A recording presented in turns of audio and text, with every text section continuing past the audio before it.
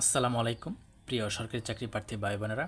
এর আগেও আমি বাংলাদেশ নৌবাহিনী বেসামরিক লিখিত পরীক্ষা আরেকটা ভিডিও আপলোড করেছি, সেটা আপনি দেখে নেন, না নিলে দেখে নেন। আজকের ভিডিওতে ওটাতে আমি 2023 সালের প্রশ্ন সমাধান করেছি এবং আজকে আমি 2025 সালের কিন্তু প্রশ্ন সমাধান করব। এবং আপনার রেজাল্ট যে এমসিকিউ পরীক্ষার যে পরীক্ষা যারা দিয়েছেন স্টোরম্যান, তারপর অফিস সহায়ক, অদক্ষ শ্রমিক, উচ্চমানের সহকারী, তাদের রেজাল্ট কবে দিবে, এমসিকিউ পরীক্ষার রেজাল্ট কবে দিবে, এই বিষয়ে একটা আলোচনা করব। তাই ভিডিওটি অবশ্যই শেষ পর্যন্ত দেখুন এবং আপনি কোন জেলা থেকে বা জায়গা থেকে ভিডিওটি দেখছেন অবশ্যই আমাকে কমেন্টে জানিয়ে দেবেন।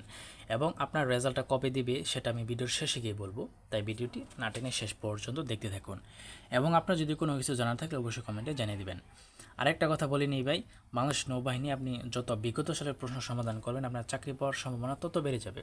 তাই আপনি অবশ্যই বিগত সালে লিখিত পরীক্ষা আপনার সমাধান করব, তাই আপনার খুবই উপকৃত হবেন আশা করি। তো যাই হোক, বেশি বকবক করব না। আপনি দেখতে পাচ্ছেন সময় 90 মিনিট, মান 70 ছিল। তো 1 নম্বর ছিল বাপ সম্প্রসারণ লিখুন, আর তাই অবশ্যই আপনাকে বাপ সম্প্রসারণটাও আয়ত্ত করতে হবে। তো কী কী বাপ সম্প্রসারণ? অন্যায় যে করে অন্যায় যে সহে তব ঘৃণা তারে যেন তৃণ সমদহে। অন্যায় যে করে অন্যায় যে সহে তব ঘৃণা যেন তারে তৃণ সমদহে, এটা কিন্তু বাপ সম্প্রসারণ আপনার লিখতে বলছে। তো এখানে দেখতে পাচ্ছেন বাপ সম্প্রসারণ লিখছে, বেশি বড় না, ছোটো করে লিখেছে, আপনারা সেভাবেই লিখবেন। তারপর হচ্ছে আপনার সন্ধি বিচ্ছেদ করুন। আমি আবারও বলছি ভাই, সকল সরকারি চাকরি পরীক্ষায় বিশেষ করে লিখিত পরীক্ষায় সন্ধি বিচ্ছেদ কিন্তু আসেই এবং সেখানে কিন্তু বেশ 4-5টা আসে। হ্যাঁ, তাই আপনাকে এই সন্ধি বিচ্ছেদটা ভালো করে আয়ত্ত করতে হবে। ঠিক আছে, ওকে, তো করতে হবে। তো প্রথমে আছে মনন্তর, মনু প্লাস অন্তর, ষোড়শ, ষট প্লাস 10, প্রত্যাবর্তন, প্রতি প্লাস আবর্তন, এগুলো হচ্ছে সন্ধি বিচ্ছেদ। 3 নম্বর বিভক্তি সহ কারক নির্ণয় করুন। অন্ধজনে দেহ আলো, অন্ধজনে এটা সম্প্রদানের সপ্তমী কারক। তো ঠিক আছে, তারপর আছে আপনার খ নাম্বার চোরে না শুনে ধর্মের কাহিনী, এটা কর্তায় সপ্তমী। গাছে কাঁঠাল গোফে তেল, গাছে গাছে হচ্ছে অধিকরণের সপ্তমী। তারপর 4 নাম্বারটা হচ্ছে ব্যাসবাক্য সমাস নির্ণয় করুন, ব্যাসবাক্য সহ সমাস নির্ণয় করুন। পঙ্কজ, পঙ্কজেরই হচ্ছে পঙ্কে জন্মে যা সাথে পঙ্কজ বলে। বিড়ালের আড়াই পা উত্তরটা নাই, যারা পারেন তারা কমেন্টে জানিয়ে দেবেন। তারপর 99 ধাক্কা, এটা আছে। 5 নম্বর বাক্য সংকোচন করুন, বাক্য সংকোচন হচ্ছে আপনার তালো থেকে উচ্চারিত তালব্য। প্রতিকার করার ইচ্ছা, প্রতি চিকিৎসা, খেয়া পার করে যে পাটনি। আর আপনারা এগুলো দেখে বুঝতে পারছেন যে বিগত সালের প্রশ্ন কি পরিমাণ আসে।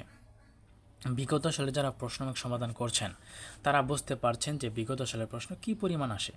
তাই আপনি কাজে লেগে পড়ুন, পড়াশোনায় লেগে পড়ুন। 6 নম্বর শুদ্ধ বানান লিখুন। বিভীষিকা বিভীষিকা, উপরোক্ত উপযুক্ত, অদ্যবধি অদ্যবধি, শুদ্ধ বানান লিখতে বলছে আর কি। তারপর হচ্ছে 7 নাম্বার হচ্ছে make sentence with the following idioms and phrase with appropriate meaning. তো সিন ডাই এর অর্থ হচ্ছে অনির্দিষ্টকালের জন্য। তো এটা বাক্য হচ্ছে he lived the village sine die. B number হচ্ছে ব্লু ব্লাড, মানে নীল রক্ত হয় কিন্তু আসলে এটা হচ্ছে অভিজাত বংশীয়। এবং এটার একটা বাক্য হচ্ছে he is proud of his blue blood. তারপর রান ইনটু ডেপ্ট, ঋণগ্রস্ত হওয়া, এটা হচ্ছে হি রান ইনটু ডেপ্ট। তারপর ডি নাম্বার হার্ড আপ, অভাবগ্রস্ত, অভাবগ্রস্ত। এবং এটার বাক্য হচ্ছে most of our countryman are hard up nowadays. তারপর হচ্ছে correct the following sentence. A number rich is not always happy, এটা ইজ হবে না আর হবে, এবং এটা কিন্তু the rich are not always happy, এটা কিন্তু আপনার নৌবাহিনীর অফিস সহায়ক যে এমসিকিউ পরীক্ষা হয়েছিল 21শে আগস্ট, সেটাতেও কিন্তু একটা এমসিকিউ এসেছিল। আপনি কি সেটা পেয়েছিলেন? অবশ্যই কমেন্টে জানাবেন।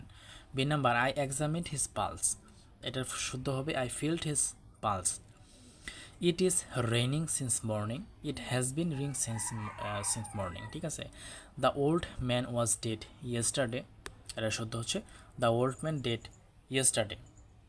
তারপর 9 নাম্বার হচ্ছে আপনার ট্রান্সলেট ইন্টু ইংলিশ, ইংরেজিতে ট্রান্সলেট করতে বলছে।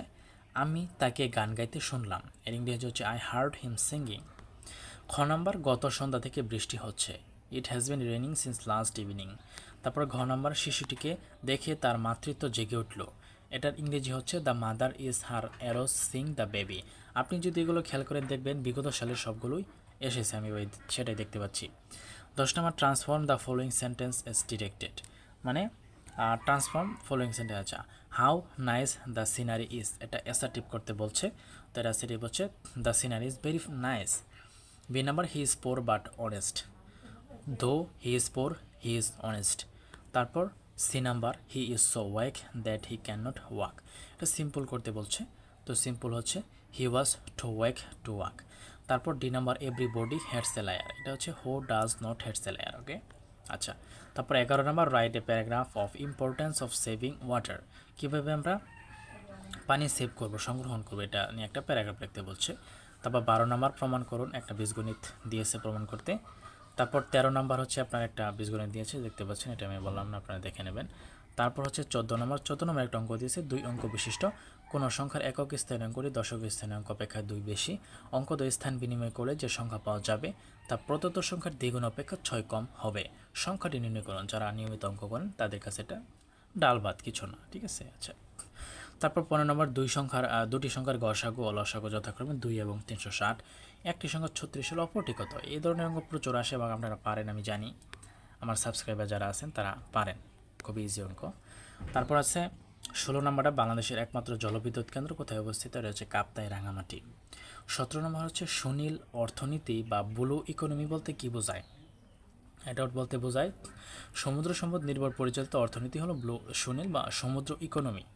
তারপর 18 নম্বর হচ্ছে ব্রিক্স জোটের সদস্য সংখ্যা হচ্ছে 10টি। তারপর 19 নম্বর, গুগল পে কি? গুগল পে হচ্ছে ডিজিটাল ওয়ালেট।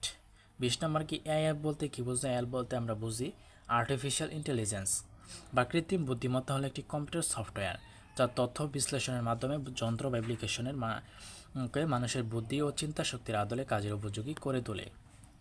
এরপর রয়েছে যে বাংলাদেশের মোট সমুদ্র বন্দর রয়েছে 3টি, চট্টগ্রাম, মোংলা, পায়রা। এর মধ্যে সবচেয়ে বড় সমুদ্র বন্দর কোনটি? কমেন্টে একটু জানিয়ে দেবেন আপনি। 22 নম্বর, বাংলাদেশের জাতীয় পতাকার দৈর্ঘ্য প্রস্থ অনুপাত হচ্ছে 10:6 বা 5:3। এরপর রয়েছে যে কোন দেশকে ইউরোপের শস্যভাণ্ডার বলা হয়? ইউক্রেনকে। 24 নম্বর, ফরায়েজি আন্দোলনের প্রবর্তক হচ্ছে হাজী শরীয়তুল্লাহ। 25 নম্বর হচ্ছে পদ্মা ও মেঘনা নদীর মিলনের স্থানের নাম হচ্ছে চাঁদপুর। তো এগুলো মিলন টিলন আপনি দেখে যাবেন, পদ্মা, মেঘনা, টেঘনা। তারপর রয়েছে আপনার যে 26 নম্বর, পুনরূপ লিখুন এফবিসিসিআই, আইএলও, ইউনেস্কো। তো এফবিসিসিআই এর পুনরূপ হচ্ছে Federation of Bangladesh Chambers of Commerce and Industry. ILO International Labour Organization. UNESCO United Nations Educational, Scientific and Cultural Organization. 27 number, Diet কোন দেশের পার্লামেন্টের নাম? ডায়েট হচ্ছে জাপানের পার্লামেন্টের নাম। তারপর তিব্বতের রাজধানীর নাম হচ্ছে লাসা। তো এই ছিল আজকের প্রশ্ন। এর আগেবারে আরেকটা প্রশ্ন আমি আপলোড করেছি 2023 সালে, সেটা আপনি দেখে নেবেন। এখন বলবো রেজাল্ট কবে দেবে? রেজাল্ট দিবে ভাই সবগুলো পদের রেজাল্ট একসাথে দিবে, অর্থাৎ স্টোরম্যান, অধ্যক্ষ, শ্রমিক, যত পদ আছে সবগুলো পদের রেজাল্ট একসাথে তাদের ওয়েবসাইটে প্রকাশ করবে। তাই আপনার এত ঘাবড়ানোর দরকার নাই, এত টেনশনের কোনো দরকার নাই। আপনি একটু এখন বসে বসে পড়াশোনা করতে থাকেন, লিখিতর জন্য প্রস্তুতি নিতে থাকেন এবং এই ভিডিওটা বারবার দেখতে থাকুন।